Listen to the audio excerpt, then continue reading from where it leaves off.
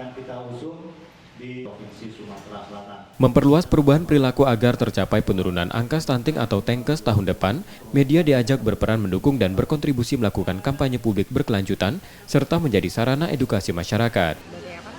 Dari Sumatera Selatan ini sudah ada membentuk SK ya, SK tim TPPS oleh Gubernur Sumatera Selatan. Nah, di sini diketuai langsung oleh Pak Wakil Gubernur sebagai Ketua TPPS untuk Provinsi Sumatera Selatan, sehingga di situ sudah dibagi bidang-bidangnya, ada 4 bidang, dan di situ kita melakukan masing-masing bidang itu punya tanggung jawab dalam rangka penurunan angka stunting ini. Jadi dari bidang 1 itu untuk konvergensi, kemudian bidang 2 untuk perubahan perilaku, bidang intervensi spesifik ya, yang ketiga untuk perubahan perilaku, dan yang keempat untuk MONEF. Nah, di situ masing-masing punya melibatkan seluruh OPD, kemudian ada juga mitra dan organisasi yang ada di Sumatera Selatan. Sumatera Selatan angka TENKES masih tinggi, sebesar 24,8% atau setara dengan angka nasional. TENKES terjadi akibat pola asuh yang salah dan kurangnya asupan gizi.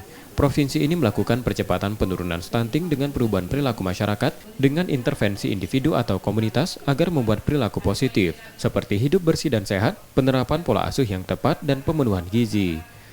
Perbaikan pangan khususnya untuk warga miskin dilakukan agar tercapainya asupan gizi.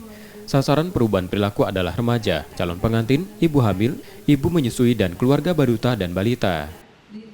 Stunting, sebenarnya tidak ada kendala masalah stunting ini. Bagaimana kita mensosialisasikan kepada masyarakat tentang pola perilaku, perubahan perilaku terhadap masyarakat, pola asuhnya, usapan gizinya, lingkungan, sanitasinya, dan peran keluarga untuk merubah pola asuh, pola waktu kehamilan tadi, bagaimana menjaga kehamilan ibu supaya ibu itu nyaman sampai melahirkan. Pasca melahirkan, bayinya harus dijaga 1000 hari pertama melahirkan, bayinya harus kontinu secara terus-menerus, diberi gizi dan dipantau kesehatannya.